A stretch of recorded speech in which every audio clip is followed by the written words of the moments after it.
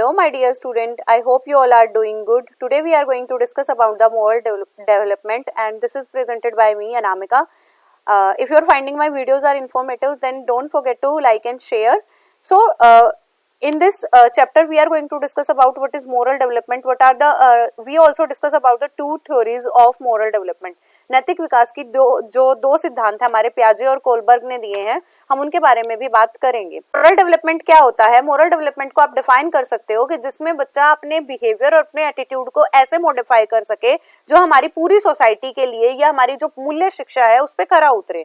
So moral development is largely determined by the nature, inherited traits, हमारा वातावरण कैसा है, हमारी अनुवांशिकता कैसी है, एंड टेम्परामेंट, हमारा जो टेम्परामेंट है हमारा वो कैसा है और हम कैसे अपने एनवायरनमेंट से इन्फ्लुएंस होते हैं. इन चीजों पे भी हमारा मोरल डेवलपमेंट निर्भर करता है. तो ओवरऑल मैं बात करूं आपसे, मोरालिटी क्या होती है? ऐसी चीजों को फॉलो करना, ऐसे नॉर्म्स, ऐसे सोशल नॉर्म्स, ऐसे कल्चर या एटीट्यूड या बिहेवियर को फॉलो करना जो आपको एक अच्छा ह्यूमन बनाते हैं, आप वो उसे मोरल बोलोगे. और मोरालिटी या मोरल डेवलपमेंट क्या होता है? बच्चों को ऐसे प्रिपेयर करना कि वो इन सारी मोरालिटी को फॉलो करते हों. In this field of moral development, morality is defined as the principle for how individual ought to treat one another. तो मोरल डेवलपमेंट ऐसे चीजों से डील करता है कि कैसे लोग ट्रीट कर सकते हैं और कैसे इंडिविजुअल जो है जस्टिस से या वेलफेयर से या जो राइट एंड रॉन्ग है इनको ट्रीट करेगा. सो मॉरल डेवलपमेंट में हम डील करने वाले हैं किससे? प्याजे की थ्योरी से और कोलबर्ग की थ्योरी से. प्याजे's थ्योरी ऑफ मॉरल डेवलपमेंट. तो प्याजे की जो थ्योरी थी, वैसे आपने सुना भी होगा, प्याजे ने ना अपनी कॉग्निटिव डेवलपमेंट की बात की थी. आप सोचोगे कि बहुत लोगों ने तो प्याजे की मॉरल डेवलपमेंट को सुना भी होगा, सुना भी नहीं होगा. तो जो प्याजे की थ्योरी थी उन्होंने 4 स्टेजेस बताई थी, वो आपने पढ़ी भी होंगी. एंड अगर मैं मॉरल डेवलपमेंट की बात करूं तो प्याजे जो थे मॉरल डेवलपमेंट की अंडरस्टैंडिंग में भी इन्होंने फील्ड में काम किया था. इनकी थ्योरी भी मैं आपको बताऊंगी, बहुत सिंपल है. तो इसमें ये देखा गया था कि कैसे जजमेंट करते हैं. और जैसे हमने इनकी कॉग्निटिव डेवलपमेंट की बात की थी, इनकी 4 स्टेजेस पढ़ी होंगी आपने, sensory motor, pre operational, formal, concrete operational and formal operational. ऐसे ही मोरल डेवलपमेंट में भी जैसे कॉग्निटिव डेवलपमेंट में किया, इन्होंने मोरल डेवलपमेंट की भी जजमेंट करने की कोशिश की थी. And that is also according to the age group of the child. तो इस रिसर्च से प्याजे ने क्या पाया? इन्होंने अपनी जजमेंट दी थी कि कैसे बच्चे मोरल डेवलपमेंट को फॉलो करते हैं और क्या क्या इनकी स्टेजेस रहेंगी. और जो प्याजे की मोरल डेवलपमेंट थी इसमें सिर्फ 2 स्टेजेस दी हैं इन्होंने, हेटेरोनोमस एंड ऑटोनोमस. तो वो क्या होती हैं आज उनके बारे में भी हम थोड़ा सा डिस्कस कर लेते हैं. स्टेजेस फर्स्ट है हेटेरोनोमस मोरालिटी, एक्सटर्नली इम्पोज्ड मोरालिटी. देखो, ये सारी चीजें बताने से पहले मैं आपको ना एक स्टोरी सुनाती हूँ. आपको ये स्टोरी सुनने के बाद आपको पूरा कंसेप्ट समझ आ जाएगा कि क्या था क्या नहीं था. हम 2 बच्चों का कंसेप्ट ले लेते हैं. आपको इतनी बड़ी लंबी चौड़ी थ्योरी पढ़ने की बिल्कुल भी जरूरत नहीं है. एक तो बच्चों का एज ग्रुप लिया था इन्होंने. सबसे पहले तो इन्होंने ना अपनी अप्रोचेस ली थी ऑब्जर्वेशन पे. मतलब दो अप्रोचेस का काम किया था इन्होंने. फर्स्ट अप्रोच ली थी ऑब्जर्वेशन पे और दूसरी जो इन्होंने अप्रोच ली थी वो ली थी बाय इंटरव्यू या फिर बाय बच्चों को क्या करके, क्वेश्चनिंग करके. तो ऑब्जर्वेशनल अप्रोच में क्या था, इन्होंने छोटे छोटे बच्चों को खेलते हुए देखा था. जैसे जो बच्चे 5 साल से कम के थे वो अपने आप गेम खेल रहे थे, उनके कोई रूल्स वगैरह नहीं थे, ऐसा कुछ नहीं था, जो बाउंडेड हो वो बच्चे. और जब उन्होंने 10 से या 10-12 साल से ऊपर के बच्चे जो देखे उनके बारे में ये जांचा कि बच्चे क्या करते हैं, उनका रूल भी होता है. जैसे छोटे बच्चे खेल रहे हैं तो किसी को टच कर दिया वो आउट हो गया, फिर किसी को टच कर दिया वो आउट हो गया. और जो बड़े बच्चे थे वो अपने रूल्स के साथ खेल रहे थे कि अगर मैंने बॉल बाउंड्री के बाहर पहुंचा दी तो वो मेरा छक्का हो जाएगा, अगर बॉल दौड़ के गई है, उसने टच कर लिया है ग्राउंड को तो वो मेरा 4 हो जाएगा. ऐसे बच्चे रूल पे फोकस करते थे. अब इन्होंने 2 एग्जाम्पल क्या दिए थे वो समझा देती हूँ आपको. मैंने पहले आपको बताया कि इन्होंने 2 अप्रोच पे काम किया था. फर्स्ट थी हमारी ऑब्जर्वेशनल, दूसरी हमारी अप्रोच क्या थी, मतलब प्याजे की अप्रोच क्या थी, जिसके अंदर इन्होंने बच्चों को बिठा के क्वेश्चनिंग की थी. अब इनकी स्टोरी क्या है, इन्होंने 2 बच्चे ले लिए हैं. चलो मैं नाम ले लेती हूँ कोई भी 2 बच्चों का, राम एंड श्याम. ये 2 बच्चे हैं. अब राम जो है अपने रूम में बैठा है, अपनी पढ़ाई वगैरह कर रहा है, कुछ भी कर रहा है XYZ. उसकी मम्मी आवाज लगाती है कि खाना बन गया, आप आके खाना खा लो. तो राम अपने रूम से उठ के दूसरे रूम में जाता है. दूसरे रूम में यहाँ पे डोर लगा हुआ है. जैसे ही राम इंटर करता है, डोर के पीछे रखी हुई थी एक चेयर. ठीक है, डोर के पीछे चेयर रखी हुई थी जिसपे रखे हुए थे 12 कप या कोई भी कांच के ग्लास ले लो आप. जैसे ही राम क्या करता है, डोर ओपन करता है, वो चेयर से टकरा जाता है डोर और सारे के सारे कांच के ग्लास क्या हो जाते हैं, टूट जाते हैं. ठीक है। अब दूसरे केस में क्या होता है, एक शाम है, उसकी मम्मी बाहर गई हुई है, मार्केट गई हुई है और मना करके गई हुई है कि कोई चीज आपको नहीं छेड़नी है, आप बैठ के अपनी पढ़ाई करो या ये वाला गेम आप खेल सकते हो, XYZ कोई भी गेम है, ठीक है। इसमें शाम को क्या कहा जाता, शाम क्या करता है, उसे ना कुछ क्रेविंग्स होती है कुछ खाने की, तो उसकी मम्मी अलमीरा के ऊपर बिस्किट का पैकेट रख के गई हुई है। अब शाम क्या करता है, उसे बिस्किट का पैकेट तो पता है बट उसका हाथ तो वहां तक नहीं जा रहा है क्योंकि ऑल्दो उसकी मम्मी तो वहां पे है नहीं, तो शाम क्या करता है, नीचे पड़ी चेयर को देखता है, चेयर पे रखा हुआ है एक कप, जैसे ही वो चेयर पे चढ़ता है उस बिस्किट को लेने के लिए अपना हाथ ऊपर करता है, उससे वो कप गिर जाता है और टूट जाता है। अब इसके बाद होता क्या है, अब प्याजे की थ्योरी यहाँ से स्टार्ट होती है। प्याजे क्या करते हैं, यही वाला केस मतलब दोनों केस दोनों बच्चों को दिखाते हैं। अब ये जो पहले वाला केस था राम का भी और श्याम का भी, वो श्याम का केस बच्चों को दिखाते हैं जो बच्चे हैं 5 से 10 साल के, या जो हमारे आप राम का केस दिखाते हैं छोटे बच्चों को जिनकी एज है, यंगर चाइल्ड बोल देते हैं कि जो छोटे हैं जिनके कोई रूल्स वगैरह नहीं होते। तो बच्चे कहते हैं और उनसे पूछा जाता है कौन नॉटियर है, तो छोटे बच्चों को इतनी समझ तो होती नहीं है, तो वो क्या अपनी समझ दिखाते हैं कि जो राम है ना उसने 12 कप तोड़े हैं और जो श्याम है उसने सिर्फ 2 कप तोड़े हैं, ठीक है। तो वो कहते हैं कि ना कौन ज्यादा नॉटियर है, तो वो बता देते हैं कि राम ज्यादा नॉटियर है। तो ये हमारी हेटेरोनोमियस स्टेज होते हैं जिसके ऊपर वो रियलिज्म को देखते हैं, सिर्फ रिलेट नहीं कर रहे कि क्या कॉन्सेप्ट था, ना उन्हें समझ है इस चीज के बारे में, तो ये हमारी कहलाती है रियलिज्म, मोरल रियलिज्म। अब ये आता है रिलेटिविज्म। ये कैसे है, यहाँ पे जो थोड़े से बड़े बच्चे हैं, हमारे थोड़े से एल्डर जो चाइल्ड हैं, उनको दिखाया जाता है, बच्चे पूरी स्टोरी को समझते हैं, क्या कहते हैं कि देखो राम ने अनइंटेंशनली किया था, बिल्कुल सही बात है, ठीक है, बट शाम जो है उसको तो उसकी मम्मी मना करके गई हुई थी मार्केट की तुम्हें चीजें हाथ नहीं लगानी है, तो वो जानबूझ के उसने बेशक से 12 कप तोड़े हैं बट वो अनइंटेंशनली तोड़े हैं, बट शाम ने जो कप तोड़े हैं वो इंटेंशनली तोड़े हैं। तो नॉटियर कौन है, हमारे पास जो शाम है वो नॉटियर है, ये कहलाती है हमारी ऑटोनॉमी की, ऑटोनॉमस स्टेज। इसको बोला जाता है the theory of the moral relativism. अब देखो children around the 4 to 8 years rules are external, इनके लिए रूल्स एक्सटर्नल है, बाय पेरेंट्स बाय टीचर्स, इनके द्वारा बनाए गए हैं। Rules are permanent and one has to obey these rules. मतलब ये क्या कह रहे हैं कि इनके खुद के कोई रूल नहीं है, इनके जो टीचर्स ने या पेरेंट्स ने जो रूल बना दिए ये सिर्फ उन्हें फॉलो कर रहे हैं, और ये फॉलो भी क्यों कर रहे हैं, क्योंकि इन्हें पनिशमेंट मिलती है, तो इसलिए वो उन रूल को फॉलो कर रहे हैं। और ये क्या कर रहे हैं, इंटेंशनल, इनका ऐसा कोई खुद से इंटेंशन नहीं है कि हमें रूल फॉलो करने हैं, बट ये डर में कर रहे हैं। तो द चाइल्ड जजेस the behaviour consequences the पियाजे call the moral realism. जब आपका कोई भी रूल जो है बाहर से एक्सटर्नली अप्लाई हो रहा है तो वो आपका मोरल रियलिज्म की स्टेज कहलाएगी। और इसमें बच्चे का ग्रुप क्या बताया, 4 से 8 साल के बच्चे। Rules and norm are beyond their child control, और ये कहा गया है कि जो रूल्स एंड नॉर्म्स हैं वो चाइल्ड से परे हैं। इंटेंशन आर नॉट कंसीडर, बच्चों की खुद की इंटेंशंस को कंसीडर नहीं किया जा रहा है। और यहाँ पे कौन सी चीज चल रही है, ओबीडियंस एंड पनिशमेंट की बात हो रही है। And rules are handed down either by God, parents और टीचर। ये कहा गया है कि जो नियम है ना या तो भगवान ने बनाए हैं या माता पिता ने बनाए हैं या हमारे टीचर्स ने बताए हैं। एंड रूल्स आर अनचेंजेबल, जैसे आपने देखा भी होगा छोटे बच्चों को अगर आप कह दो ना आपको ये काम करना है तो वो वही काम करेंगे क्योंकि उनकी मैम ने बोला होता है, उनके पेरेंट्स ने बोला होता है, वो उससे हटके कोई भी काम नहीं करेंगे चाहे वो गलत ही क्यों ना हो। नेक्स्ट आती है हमारी stage 2 autonomous morality, morality based understanding. मतलब यहाँ पे बच्चे ऑटोनोमस हो गए हैं, खुद से समझने योग्य हो गए हैं। तो इस स्टेज पे बच्चा क्या है, अपनी इंटेंशन पे बात करता है, डिसेंट्रलाइज हो गई है, और यहाँ पे जो बच्चे के इंटेंसेस हैं उन्हीं के कॉन्सिक्वेंसेस की तरह वो चलता है।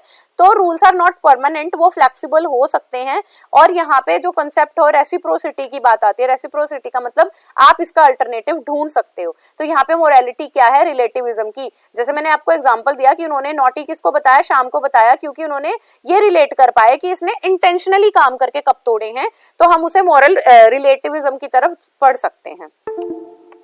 आई होप आपको प्याजे की थ्योरी जो समझ आ गई होगी। एंड इसमें क्या है, ग्रेजुअली डिमिनिश अडल्ट कंट्रोल, यहाँ पे जो बड़े हैं उनका कंट्रोल खत्म होता चला जाता है। आइडियल रेसिप्रोसिटी की बात हो रही है, आदर्श पारस्परिकता है कि मतलब यहाँ पे बच्चे खुद से मिलके भी रूल बना लेते हैं और बच्चे ना म्यूचुअल कॉन्ट्रैक्ट पे रूल बनाते हैं। इंटेंशंस आर कंसीडर, मतलब जो इंटेंशंस हैं वो कंसीडर्ड हैं और उनके व्यू पॉइंट भी देखे जाते हैं। ऑटोनॉमस और मोरालिटी, जिसके अंदर मोरालिटी क्या है, अपने रूल हैं अपने ही ओबे करना है। हेटेरोनोमस में क्या होता है, मोरालिटी दूसरों की है और वहां पे जजमेंट भी दूसरों का चल रहा है। अब आते हैं लॉरेंस कोलबर्ग की theory of moral development. I hope आपको प्याजे की थ्योरी समझ आ गई है। जिसको समझ आ गई है वो लाइक बटन जरूर हिट कर दें एंड कमेंट करके भी मुझे जरूर बताना कि इस थ्योरी की इस छोटी सी स्टोरी की वजह से आपको ये कॉन्सेप्ट समझ आया है या नहीं आया है। अब लॉरेंस कोलबर्ग की मॉरल डेवलपमेंट की थ्योरी थी, ये भी किनसे इन्फ्लुएंस हुए थे। एंड ऑल्दो एक चीज और मैं बताना चाहूंगी आपको, बहुत क्रिटिसिज्म भी है इन दोनों थ्योरी का, बट हमारे सिलेबस में सिर्फ थ्योरीज को रीड करना है। लॉरेंस कोलबर्ग थे, ये भी हमारी पियाजे की थ्योरी और पियाजे की प्रिंसिपल से ही इन्फ्लुएंस होकर इन्होंने अपनी थ्योरी दी थी। और इन्होंने जो अपनी अंडरस्टैंडिंग थी, देखो पहले तो जो पियाजे थे उन्होंने दो स्टेजेस पे बात करी थी, इन्होंने 3 स्टेजेस पे बात करी है और तीनों स्टेजेस की 2 सब स्टेजेस भी हैं। तो इन्होंने सबसे बड़ी जो बात की है वो हिंज डायलेमा पे की है। ये भी मैं एक स्टोरी के तहत ही समझाऊंगी आपको। आई होप आपको स्टोरी से बहुत अच्छे से समझ आ जाता होगा। हिंज डायलेमा में क्या था, सबसे पहले तो आप एक चीज और जानो, हिंज डायलेमा में इन्होंने क्या किया था, 72 जो वाइट बॉय थे उनके साथ रिसर्च की थी। अब जब ये अपनी डॉक्टरेट कर रहे थे तो इन्होंने एक स्टोरी डेवलप की या एक कॉन्सेप्ट रखा और उन्हें लगभग डिफरेंट लोगों से पूछने की कोशिश की कि आप मोरालिटी पे ज्यादा विश्वास करते हो या कॉन्स्टिट्यूशन या रूल्स पे। हिंज डायलेमा क्या था वो जानते हैं हम। देखो ये आपको दिख रहा होगा कि हॉस्पिटल में कोई है, यहाँ पे कोई आदमी खड़ा है, ये डॉक्टर है, ये आदमी बाहर जाता है। इस पे 1 बाय 1 मैं आपको बता देती हूँ क्या कंसेप्ट मैं आपको बताने वाली हूँ। अब देखो यहाँ पे I don't know the name of that person, ठीक है, बट यहाँ पे क्या हुआ था, एक पर्सन है, एक हस्बैंड है जिनकी वाइफ जो है बीमार है, ठीक है, बहुत बीमार है, और ये जाते हैं एक मेडिकल स्टोर पे। इनको डॉक्टर ने कोई ड्रग सजेस्ट की है कि अगर आपको ये ड्रग मिल जाती है तो आपकी वाइफ जो है सरवाइव कर जाएगी, अदरवाइज ये आपकी वाइफ का लाइफ जो है एंड होने वाली है।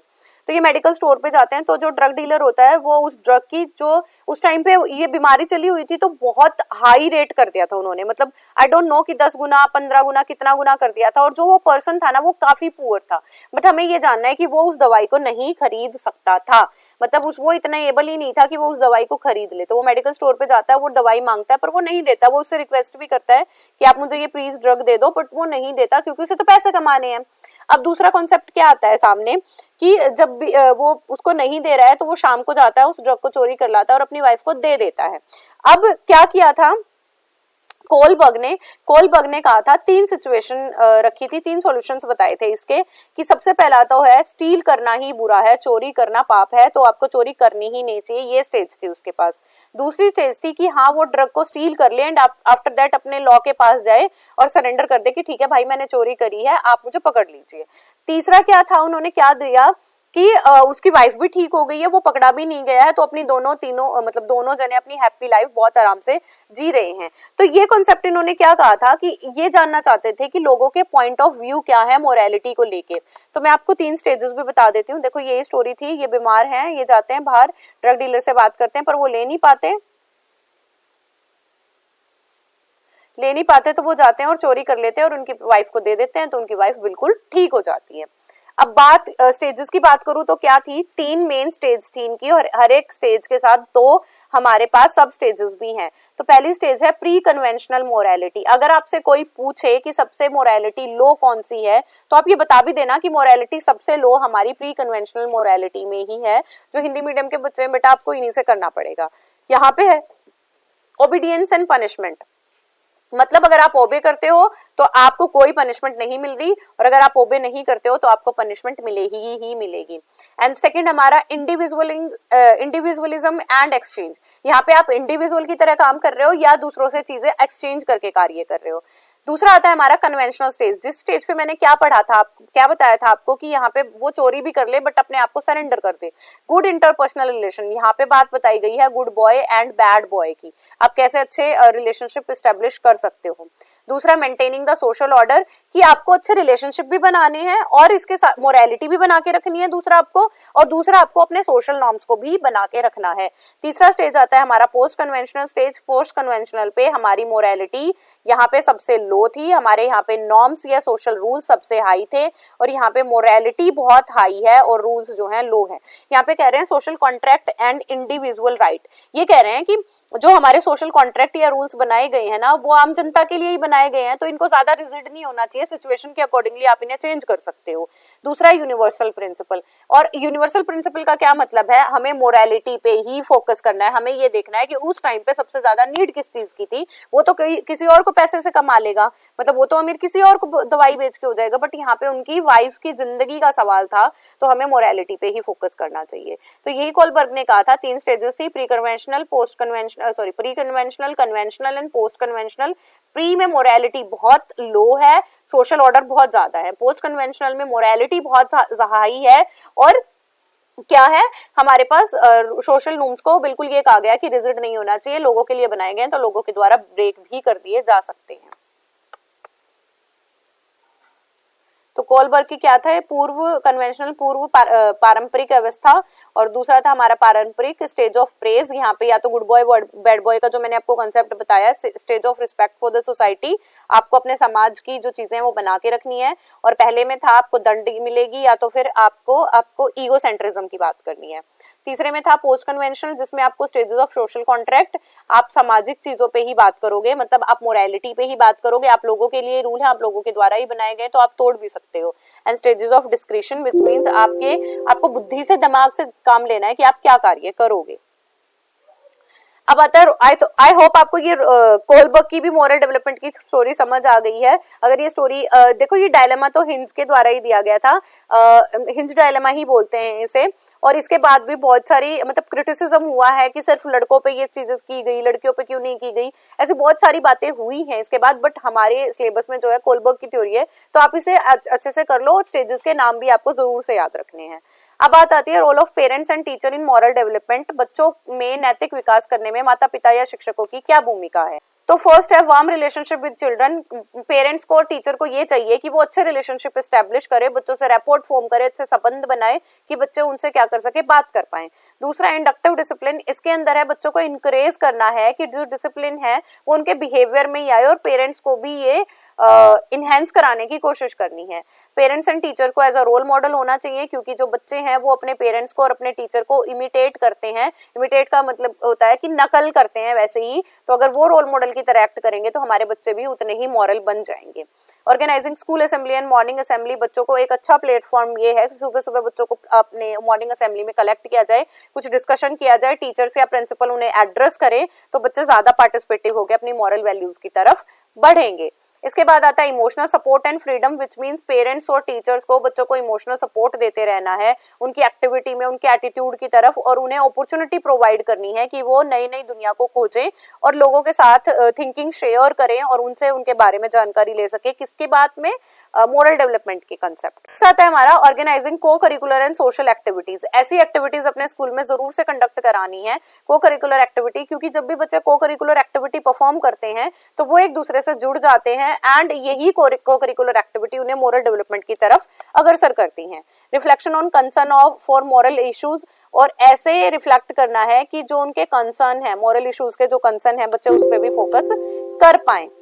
नेक्स्ट है हमारा सेलिब्रेशन इन 9 रिलीजियस फेस्टिवल, 9 नहीं आएगा, religious festival and days in the important, मतलब जो हमारे इंपॉर्टेंट डे हैं, जैसे कि हमारा गणतंत्र दिवस हो गया, स्वतंत्रता दिवस हो गया, हमारी दिवाली हो गई, होली हो गई, ऐसे रिलीजियस फेस्टिवल्स को भी सेलिब्रेट कराना चाहिए, जिससे भी बच्चों में यूनिटी की भावना आएगी, और बहुत सारी ऐसी मॉरल भावनाएं हैं जो बच्चे सीखेंगे।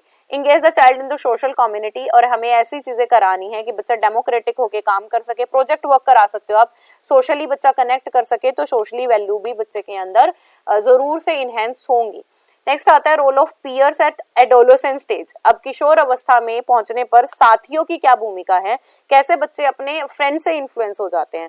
देखो मैंने आपको कई क्लासेस में ये बताया कि स्ट्रॉम एंड स्ट्रेस की एज है ये सबसे ज्यादा, और सबसे ज्यादा हेल्दी रिलेशनशिप भी इसी स्टेज में बनते हैं, एडोलेसेंस स्टेज पे। एडोलेसेंस स्टेज पे ही बच्चा अपने मेच्योरिटी लेवल को रीच करता है और अडल्टहुड की तरफ बढ़ जाता है और हमारे चाइल्डहुड से निकल जाता है। तो यहाँ पे सबसे ज्यादा बच्चा इमोशनल होता है और कनेक्ट करता है अपने फ्रेंड से, तो इस स्टेज पे बहुत सारी फीलिंग होती है इमोशनली और फ्रेंड और फैमिली से भी, और यहीं पे बच्चे का सबसे ज्यादा फिजिकल डेवलपमेंट हो रहा है, ग्रोथ सबसे ज्यादा हो रही है, सेक्सुअल ऑर्गन्स और hormonal change are also going to find out in that stage. तो इस स्टेज पे बच्चे जो है अपने फ्रेंड से बहुत ज्यादा इन्फ्लुएंस होते हैं, जैसे उनके फ्रेंड्स रहेंगे उसके अकॉर्डिंगली बच्चे क्या करेंगे, रिएक्ट करेंगे।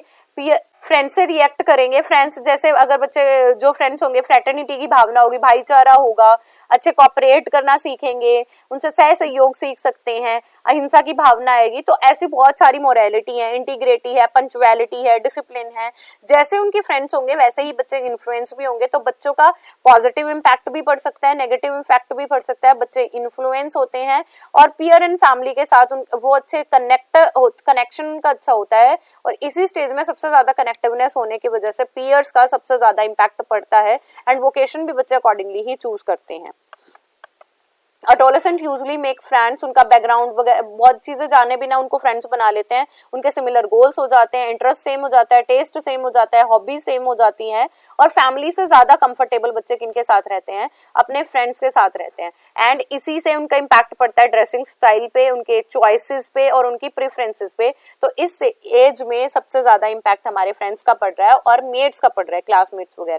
आई होप आपको ये चैप्टर समझ आ गया होगा। इस चैप्टर में मैंने आपको, आप अभी जब भी कॉन्सेप्ट मैप बनाओ तो सबसे पहले मोरल डेवलपमेंट की कुछ जो पॉइंट्स मैंने बताए हैं उनको लिखोगे, कैरेक्टरिस्टिक्स लिखोगे।